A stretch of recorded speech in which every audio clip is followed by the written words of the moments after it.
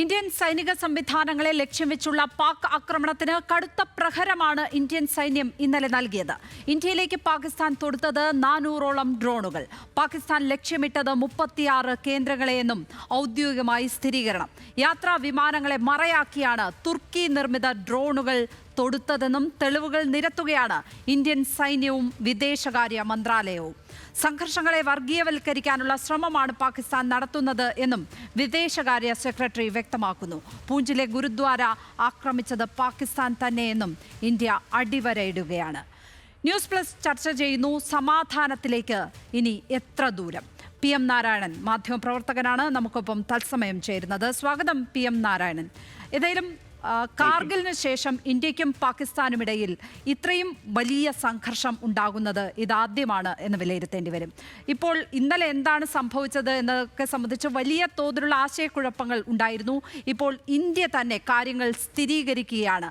400ഓളം ഡ്രോണുകൾ ഇന്ത്യ വെടിവെച്ചിട്ടിരിക്കുന്നു. 36 കേന്ദ്രങ്ങളെ ലക്ഷ്യമിട്ടു പാകിസ്ഥാൻ എന്നുള്ള കാര്യം.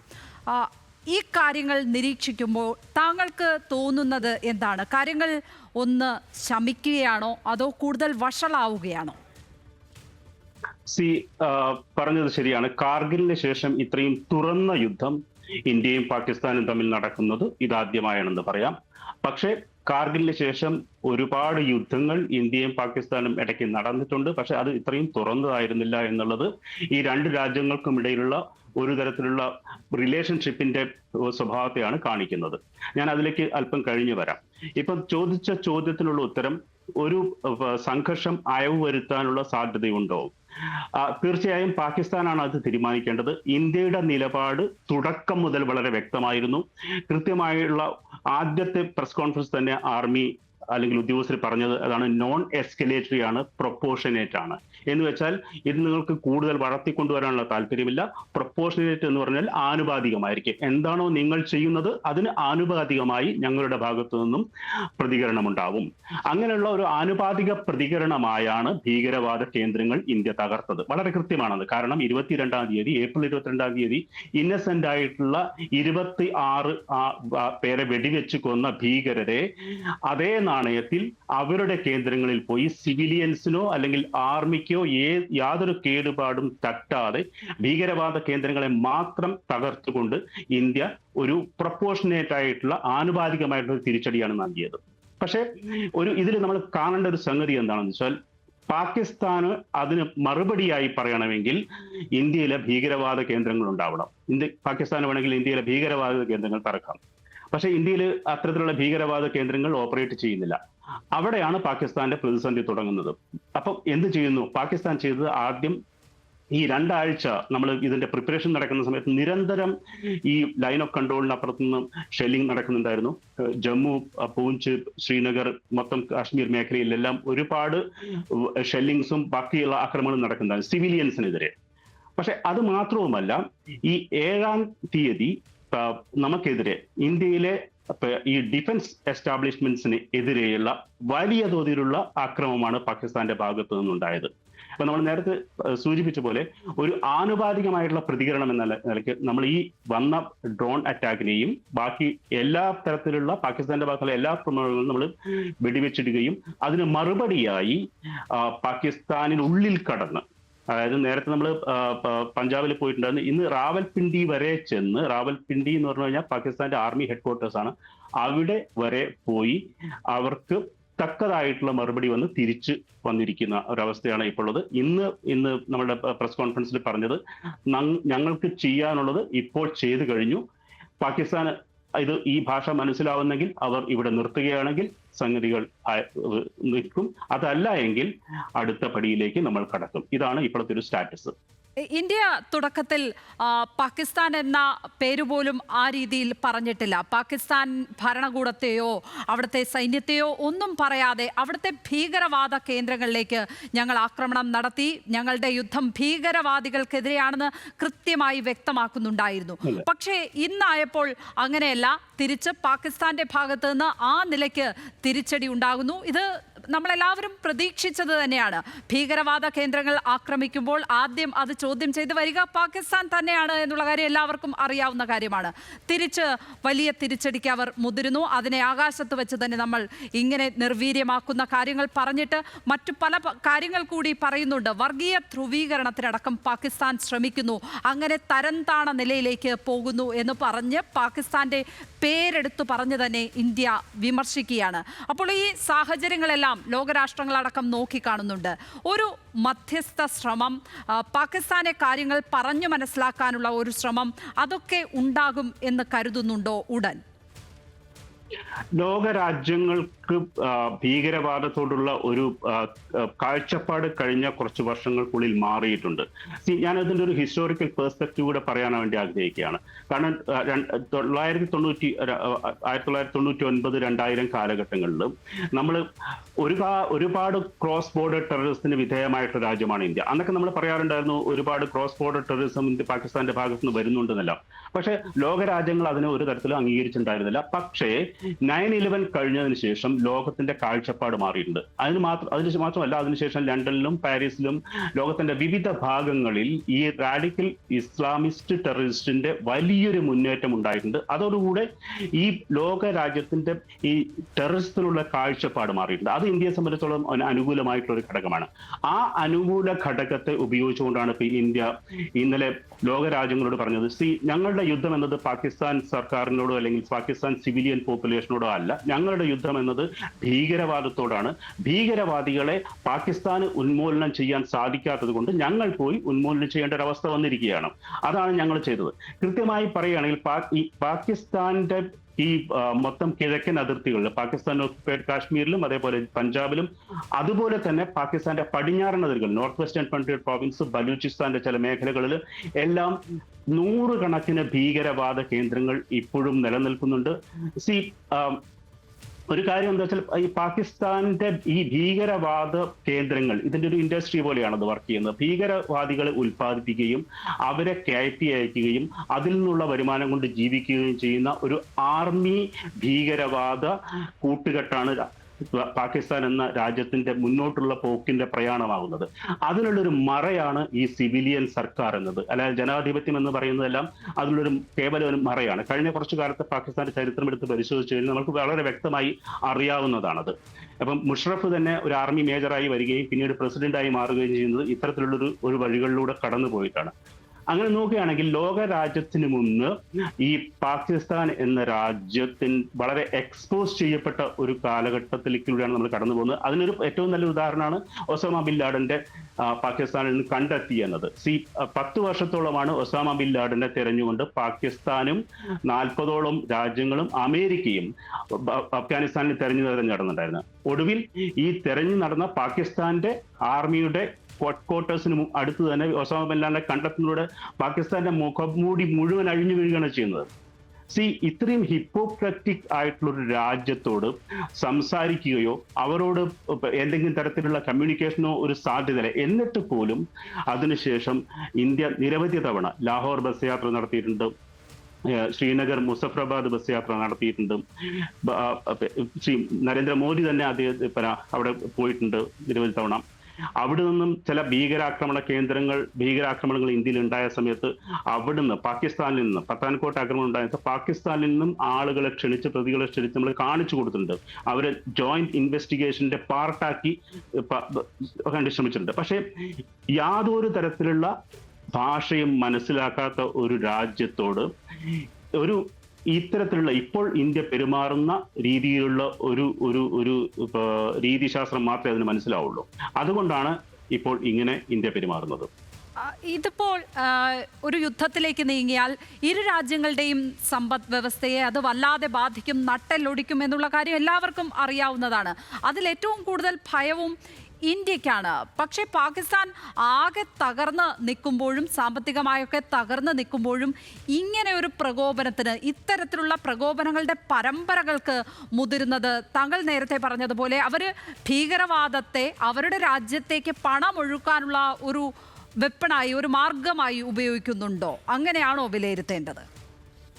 ഭീകരവാദത്തെ ഈ ചോദ്യത്തിന് രണ്ട് ഉത്തരമുണ്ട്. ഭീകരവാദത്തെ പാകിസ്ഥാൻ എല്ലാ കാലത്തും തന്റെ രാജ്യത്തിന്റെ സമ്പദ് വ്യവസ്ഥയെ നിലനിർത്താൻ വേണ്ടി ഉപയോഗിച്ചിട്ടുള്ളത് ഒരു വസ്തുതയാണ്. കാരണം അതിന്റെ അല്പം ചരിത്രം കൂടെ പറയുകയാണെങ്കിൽ റഷ്യയിൽ നിന്നും അഫ്ഗാനിസ്ഥാനിൽ നിന്നും റഷ്യയെ തുരത്താൻ വേണ്ടിയാണ് മുജാഹിദീനുകളെ സൃഷ്ടിച്ചത്. മുജാഹിദീൻ എന്ന് പറയുമ്പോൾ ഇപ്പോഴും നമുക്കൊരു പോസിറ്റീവ് കൊണോട്ടേഷൻ ആണുള്ളത്. ഈ മുജാഹിദീനുകളെ കംപ്ലീറ്റ് സൃഷ്ടിച്ചു ഉണ്ടാക്കിയത് ഈ പാകിസ്ഥാന്റെ നോർത്ത് വെസ്റ്റേൺ പ്രോവിൻസിലുള്ള ഭീകരവാദ കേന്ദ്രങ്ങളിലാണ്.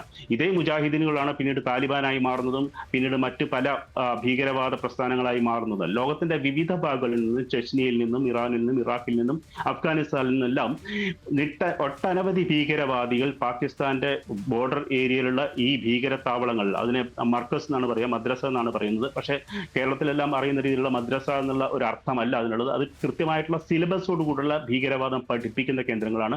അവിടെ പഠിച്ച് ലോകത്തിന്റെ വിവിധ ഭാഗങ്ങളിലേക്ക് കുടിയേറി ഭീകരപ്രവർത്തനങ്ങൾ നടത്തുന്നുണ്ട്. ഇത് പലപ്പോഴും പടിഞ്ഞാറിന്റെയും അമേരിക്കയുടെയും ഒരു ആവശ്യമായിരുന്നു ഒരു കാലത്ത്, ഞാൻ പറഞ്ഞ സെപ്റ്റംബർ 11 വരെ. പക്ഷെ അതിനുശേഷം അവർ തിരിച്ചറിഞ്ഞിട്ടുണ്ട്.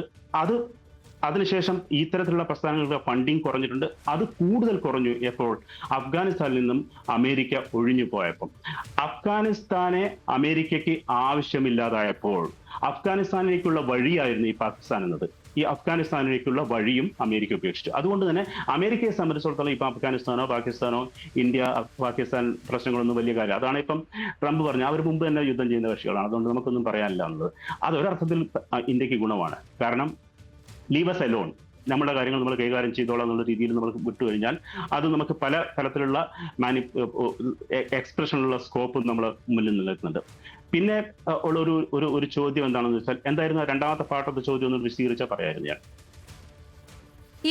ഇതിനെ ഒരു സ്രോതസ്സായി അവർ ഉപയോഗിക്കുന്നത് കാരണം തന്നെ ഇത്തരം സംഘർഷങ്ങളെ ആ നിലയ്ക്ക് അവർ പ്രോത്സാഹിപ്പിക്കുന്നു. ഒരുപക്ഷെ ഇന്ത്യക്ക് അതുകൊണ്ട് കാര്യമില്ല. അതുകൊണ്ട് തന്നെ ഇന്ത്യ വളരെ ഉത്തരവാദിത്വത്തോടു കൂടിയുള്ള സമീപനം സ്വീകരിക്കുമ്പോൾ തിരിച്ച് അതിനെ പ്രോത്സാഹിപ്പിക്കുന്ന സമീപനം സ്വീകരിക്കുന്നത് അതുകൊണ്ടല്ലേ എന്നുള്ളതാണ്. അതുകൊണ്ട് തന്നെ അന്താരാഷ്ട്ര സമൂഹം എന്തുകൊണ്ടാണ് ഉത്തരവാദിത്വത്തോടെ ഒരു ഇടപെടൽ ഈ ഘട്ടത്തിൽ നടത്താത്തത് എന്നുള്ളതാണ് ഞാൻ ചോദിച്ചത്. രണ്ട് ഉത്തരമാണ്. ഒന്ന്, അന്താരാഷ്ട്ര സമൂഹം എന്തുകൊണ്ട് ഇടപെടുന്നില്ല എന്നുള്ള ഉത്തരം. അന്താരാഷ്ട്ര സമൂഹത്തിന് ഇതിൽ കൂടുതലായിട്ടുള്ള ഒട്ടനവധി ഉത്തരവാദിത്തങ്ങൾ ലോകത്തിന്റെ പല ഭാഗത്തും നടക്കുന്നു എന്നുള്ളതാണ് ഇമ്മീഡിയറ്റ്ലി ഉള്ള റിയാക്ഷൻ. ഒരു 10 വർഷം 12 വർഷം മുമ്പായിരുന്നു. കാരണം ഇത് രണ്ട് ആണവ ശക്തികളാണല്ലോ. അത്തരത്തിലുള്ള ആശങ്കകൾ, പ്രത്യേകിച്ചും റഷ്യയിലുള്ള പാകിസ്ഥാന്റെ അംബാസിഡറൊക്കെ പറഞ്ഞത് ഇങ്ങനെ കൂടുതൽ സംഘർഷത്തിലേക്ക് നീങ്ങിയാൽ ഞങ്ങൾ ആണവായുധം എടുത്ത് പ്രയോഗിക്കുമെന്നൊക്കെ വാവിട്ട് പറയുകയാണ്. അതുകൊണ്ട് കൂടിയാണ് എന്തുകൊണ്ടായിരിക്കാം ആ ഇടപെടൽ ഉണ്ടാകാതെ പോകുന്നത്? പാകിസ്ഥാന്റെ ആണവ ഈ ജൽപ്പനം ഒരുപാട് കാലമായിട്ട് ആളുകൾ കേട്ടുകൊണ്ടിരിക്കുന്നതാണ്. അതുകൊണ്ട് അത് വലിയ സീരിയസ് ആയിട്ട് എടുക്കാതെ ആയിട്ടുണ്ട് എന്നുള്ളതാണ് എനിക്ക് തോന്നുന്നത്. രണ്ട്, ഒരു രാജ്യത്തിനും ആണവായുധം എടുത്തുപയോഗിക്കുന്നത് അത്ര ഈസിയുള്ള കാര്യമല്ല. ഇന്ത്യക്ക് അതിലൊരു പ്രഖ്യാപിത നിലപാട്, നോ ഫസ്റ്റ് യൂസ് എന്നുള്ളത്. അത് നമ്മൾക്ക് എല്ലാവർക്കും അറിയാവുന്ന കാര്യമാണ്. പക്ഷേ നോ ഫസ്റ്റ് യൂസ് എന്ന വാചകത്തിന്റെ രണ്ടാമത്തെ വാചകം കൂടി നമ്മൾ ശ്രദ്ധിക്കേണ്ടതുണ്ട്. അത് പറയുന്നത് കംപ്ലീറ്റ് അനിഹിലേഷൻ എന്നുള്ളതാണ്. രണ്ടാമതായിട്ട് പറയുന്നത്, നമ്മൾ ആദ്യം ഉപയോഗിക്കുന്നില്ല, പക്ഷെ എനിക്കെതിരെ ആരെങ്കിലും ഉപയോഗിച്ചു കഴിഞ്ഞാൽ ഉപയോഗിച്ച ആളെ മുച്ചൂടും മുടിച്ചേ നമ്മൾ ഒതുങ്ങും എന്നുള്ളതാണ് രണ്ടാമത്തെ വാചകം. അത് കൃത്യമായി പാകിസ്ഥാനും ലോകത്തിലുള്ള എല്ലാവർക്കും അറിയാവുന്നതാണ്. അതുകൊണ്ട് ഞാൻ ആ ആണവ സംഗതിയുടെ കാര്യത്തിലേക്ക് കിടക്കുന്നില്ല. പക്ഷെ ഇന്ത്യയുടെ ഒരു നേരിട്ടുള്ള യുദ്ധം പാകിസ്ഥാന് താങ്ങാവുന്നതല്ല എന്നുള്ളതാണ് ഇപ്പോഴത്തെ ഒരു അവസ്ഥ. കാരണം ഇന്ത്യയും പാകിസ്ഥാനുമായിട്ടുള്ള നേരിട്ടുള്ള യുദ്ധം നമ്മൾ കണ്ടിട്ടുണ്ട്. 1971 എന്താണെന്ന് ഉണ്ടായത് എന്ന് നമുക്കറിയാം. പാകിസ്ഥാൻ രണ്ടായി പിളറുകയാണ് ഉണ്ടായത്. നേരിട്ടുള്ള യുദ്ധത്തിൽ ഇന്ത്യയോട് ഏറ്റുമുട്ടാൻ പാകിസ്ഥാന് ഒരു തരത്തിലും സാധ്യമല്ല. ഒന്ന് പാകിസ്ഥാന്റെ ഇക്കണോമിയുടെ കാര്യമാണെങ്കിലും പാകിസ്ഥാന്റെ സൈനിക ബലത്തിന്റെ കാര്യത്തിലാണെങ്കിലും എന്തുമായിട്ട് കമ്പയർ ചെയ്യുകയാണെങ്കിൽ അത് സാധ്യമേ അല്ല. പിന്നെ ഇതിനുള്ള വേറൊരു കാര്യം എന്താ വെച്ചാൽ, ഇപ്പോഴത്തെ പാകിസ്ഥാന്റെ അവസ്ഥ എന്നുള്ളത് വളരെ വളരെ വളരെ ദയനീയമാണ്. ഇന്ന് തന്നെ IMFന്റെ ഒരു മീറ്റിംഗ് നടന്നതായിട്ട് നമുക്ക് എല്ലാവർക്കും അറിയാവുന്നതാണ്. $1.3 ബില്യൺ സഹായധനമായി അന്വേഷിച്ചുകൊണ്ടിരിക്കുന്ന രാജ്യമാണ് പാകിസ്ഥാൻ എന്നത്. പാകിസ്ഥാന്റെ റിസർവ് ഫോറക്സ് റിസർവ് എന്നത് $10 ബില്യൺ ആണ്. ഞാൻ ഇന്ത്യയുമായിട്ട് കമ്പയർ ചെയ്യുകയാണെങ്കിൽ ഇന്ത്യയുടെ ഏകദേശം $630 ബില്യൺ ആണ്. ഞാൻ ഇത്തരത്തിലുള്ള നമ്പേഴ്സിന്റെ കമ്പാരിസണിൽ കിടക്കുന്നില്ല. എന്തുകൊണ്ട് ചോദിച്ചു കഴിഞ്ഞാലും ഇന്ത്യ ഒരു 2010 അല്ലെങ്കിൽ 2008 ബോംബെ ആക്രമണ സമയത്ത് ഉണ്ടായതിനേക്കാളും ഒരുപാട് ദൂരം നടന്നിട്ടുണ്ട്. പക്ഷെ പാകിസ്ഥാൻ അത്രയൊന്നും ദൂരം നടന്നിട്ടില്ല. ലോകരാജ്യങ്ങൾ ഇന്ത്യ നടന്ന ദൂരം അല്ലെങ്കിൽ ഇന്ത്യയും പാകിസ്ഥാനും തമ്മിലുള്ള ഈ ദൂരത്തിന്റെ അകൽച്ചയെക്കുറിച്ച് കൃത്യമായിട്ടുള്ള ബോധ്യമില്ല. ഇതിനുള്ള ഒട്ടനവധി കാരണങ്ങളായിരിക്കാം ഇപ്പോഴും പാകിസ്ഥാന് കിട്ടുന്ന ഈ പരിഗണനയ്ക്കുള്ളൊരു കാരണം. പക്ഷെ അത് ഇന്ത്യയെ സംബന്ധിച്ചിടത്തോളം വലിയ ബോധറേഷൻ ആവുന്നില്ല ഇപ്പം. കാരണം കൃത്യമായി ചെറുത്തു നിൽക്കാനും കൃത്യമായി മറുപടി നൽകാനും കഴിയുന്ന തരത്തിൽ ഇന്ത്യ വളർന്നിട്ടുണ്ട് എന്നുള്ളതാണ് ഒരു വസ്തുത. ഇന്നത്തെ പ്രതികരണങ്ങൾ വരുമ്പോൾ വളരെ വൈകാരികമായ ഒരു പ്രതികരണം മെഹബൂബ മുഫ്തിയുടെ ഭാഗത്ത് നിന്ന് ഉണ്ടായത്. ഇരു രാജ്യങ്ങളോടും ഞങ്ങൾ അഭ്യർത്ഥിക്കുകയാണ് സമാധാനം കൊണ്ടുവരണം എന്നുള്ളത്. അത് കശ്മീരിൻ്റെ മാത്രം ഒരു കണ്ണീരായി മാറുന്നത്. അവർ കണ്ണു തുടച്ചുകൊണ്ടാണ് സംസാരിച്ചത്, കരയുന്നുണ്ടായിരുന്നു അത് പറയുമ്പോൾ. അത് കശ്മീരിൻ്റെ മാത്രം ഒരു വിഷമമായി ഒരു പക്ഷേ എല്ലാവരും കാണുന്നുണ്ടോ? ഇതൊന്നും ഞങ്ങളെയൊന്നും ബാധിക്കുന്നില്ല എന്ന തരത്തിലുള്ള ഒരു സമീപനം പൊതുവെ ആളുകളുടെ ഭാഗത്ത് നിന്ന് ഉണ്ടാകുന്നുണ്ടോ? താങ്കൾക്ക് എന്താണ് ആ പ്രതികരണങ്ങൾ, ആളുകളുടെ പൊതുവെയുള്ള ഇതിനോടൊക്കെയുള്ള പ്രതികരണം നിരീക്ഷിക്കുമ്പോൾ തോന്നുന്നത് ശ്രീ PM നാരായണൻ? മെഹബൂബയുടെ കണ്ണീരിനെ കുറിച്ച് എനിക്കത് കൂടുതൽ പറയാൻ പറ്റില്ല. കാരണം അവർ പല സന്ദർഭത്തിലും ഒരു രാഷ്ട്രീയക്കാരന്റെ അല്ലെങ്കിൽ രാഷ്ട്രീയക്കാരുടെ അടവുകൾ ഉപയോഗിച്ചിട്ടുണ്ട്. പക്ഷെ ഒരു കാര്യം നമ്മൾ തിരിച്ചറിയേണ്ടതുള്ളത്, കാശ്മീർ, ഇന്ത്യയുടെ കാശ്മീർ എന്ന ഭാഗം ഇന്ത്യയോട് വളരെ ചേർന്ന് നിൽക്കാൻ തുടങ്ങിയിട്ടുണ്ട് എന്നുള്ളതൊരു വസ്തുതയാണ്. ഒരർത്ഥത്തിൽ പാകിസ്ഥാനെ ഇത്രയും കൂടുതൽ പ്രകോപിപ്പിക്കുന്നതും അത് തന്നെയാണ്. അതായത് ഇന്ത്യൻ സൈഡിലുള്ള കാശ്മീരിൽ ഒരുപാട് ഡെവലപ്മെന്റ് വർക്ക്. കഴിഞ്ഞ വർഷം 2.5 കോടി ആളുകളാണ് മേഖല സന്ദർശിച്ചത്. ടൂറിസം വലിയ വ്യവസായമായി അവിടെ ഉണ്ടാവുന്നുണ്ട്. ആളുകളുടെ ജീവിത നിലവാരം മാറിയിട്ടുണ്ട്. IIT-കൾ വന്നിട്ടുണ്ട്, മെഡിക്കൽ കോളേജുകൾ വന്നിട്ടുണ്ട്. അപ്പൊ നമ്മളൊക്കെ കാശ്മീർ റിപ്പോർട്ട് ചെയ്യാൻ തുടങ്ങിയത് ഒരുപാട് കാലം, 10-25 കൊല്ലമായിട്ട് കാശ്മീർ റിപ്പോർട്ട് ചെയ്യുന്നുണ്ട്. നമുക്കറിയാം അവിടെയുള്ള ഒരു മാറ്റം എങ്ങനെയാണ് വന്നത്. ബുറാൻ വാണിയുടെ കാലത്തെല്ലാം അല്ലെങ്കിൽ കല്ലേറുകളുടെ കാലത്തെല്ലാം എല്ലാ വെള്ളിയാഴ്ചയും കല്ലേറ് നടക്കുന്ന ഒരു കാലം ഉണ്ടായിരുന്നു അവിടെ. അന്നൊക്കെ നമ്മൾ പോയി റിപ്പോർട്ട് ചെയ്ത. പക്ഷെ അതിൽ നിന്നെല്ലാം മാറി സബ്സ്റ്റാൻഷ്യൽ ആയിട്ടുള്ള ഒരു ചേഞ്ച് കാശ്മീരിൽ നടക്കുന്നുള്ളൊരു വസ്തുതയാണ്. പക്ഷെ അതിൽ ഒരുപാട് പ്രശ്നങ്ങൾ ഉണ്ടാവും. ഒരു 10 വർഷം കൊണ്ടോ അല്ലെങ്കിൽ ഒരു 15 വർഷം കൊണ്ടോ മാറാവുന്നതല്ല ഒരു ജനതയുടെ മാനസികാവസ്ഥ എന്നുള്ളത്. അതിനൊരു 10, 40, 50 വർഷത്തിന്റെ ഒരു കാലത്തിന്റെ ഒരു വിൻഡോ ആവശ്യമായി വരും, സമാധാനത്തിന്റെ വിൻഡോ ആവശ്യമായിട്ട് വരും. പക്ഷെ ഇത് മാറുന്നുണ്ട്. ഈ മാറ്റത്തെ അംഗീകരിക്കാൻ പാകിസ്ഥാൻ തയ്യാറായില്ല. നമ്മൾ ഈ കൊല്ലപ്പെട്ട ആളുകളുടെ ഒരു പാറ്റേൺ തന്നെ നോക്കുക. ഇന്ത്യയുടെ വിവിധ ഭാഗങ്ങളിൽ നിന്ന് ഏകദേശം 14ഓളം സ്റ്റേറ്റുകളിൽ നിന്നുള്ള ആളുകൾ കൊല്ലപ്പെട്ടുന്നുണ്ട് എന്നുള്ളതാണ് ഇതിന്റെ ഒരു വസ്തുത.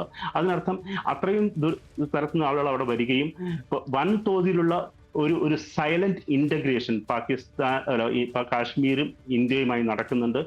അതാണ് ഞാൻ ഇതിലൊരു പോസിറ്റീവായിട്ട് കാണുന്നത്. ശ്രീ PM നാരായണൻ, ഈ സംഗതികളൊക്കെ പാകിസ്ഥാനിൽ എങ്ങനെയാണ് സ്വീകരിക്കപ്പെടുന്നത്? പ്രത്യേകിച്ചും പാകിസ്ഥാന്റെ ഭാഗത്ത് നിന്നുണ്ടാകുന്ന ഇത്തരത്തിലുള്ള പ്രകോപനങ്ങൾ, അതിൻ്റെ ഭാഗമായി ഒരുപക്ഷെ ഇങ്ങനെ ഇത്തരത്തിൽ കടന്നു കയറിയുള്ള ഒരു ആക്രമണമൊക്കെ അവിടുത്തെ മനുഷ്യർ അത് പ്രതീക്ഷിച്ചിട്ടുണ്ടാകുമോ? അതിനോടൊക്കെ ഉള്ള ഒരു പ്രതികരണം ഏത് തരത്തിലാണ് ഇപ്പോൾ അവരുടെ ആഭ്യന്തര രാഷ്ട്രീയത്തിൽ ഉണ്ടായിക്കൊണ്ടിരിക്കുന്നത്? ഞാൻ മനസ്സിലാക്കുന്ന അനുസരിച്ച് അസീം മുനീറിനെതിരെയൊക്കെ വലിയ തോതിലുള്ള വിമർശനങ്ങൾ അവിടുത്തെ പ്രധാനമന്ത്രിക്കെതിരെയും പ്രതിരോധ മന്ത്രിക്കെതിരെയും ഒക്കെ ഇത്തരത്തിലുള്ള വിമർശനങ്ങൾ ഉയരുന്നു എന്നുള്ളതാണ്.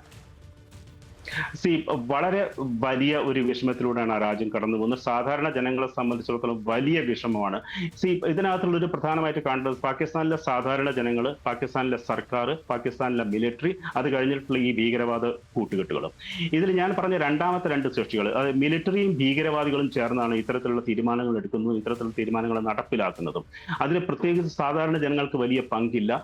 അവർക്ക് വലിയ രീതിയിലുള്ള ജീവിത പ്രാരബ്ധങ്ങളുണ്ട് പഞ്ചാബിൽ അല്ലെങ്കിൽ ബാക്കിയുള്ള പ്രദേശങ്ങളിൽ. ഇപ്പം അതിന് ഉദാഹരണങ്ങളാണ്. ഇപ്പം ഇന്റേണൽ പ്രോബ്ലംസ് എന്ന് പറയുന്നത്, ഇപ്പം ബലൂചിസ്ഥാനിൽ നമുക്ക് കാണാം വലിയ രീതിയിലുള്ള ജനമുന്നേറ്റം നടക്കുന്നുണ്ട് അവിടെ സ്വാതന്ത്ര്യത്തിന് വേണ്ടി.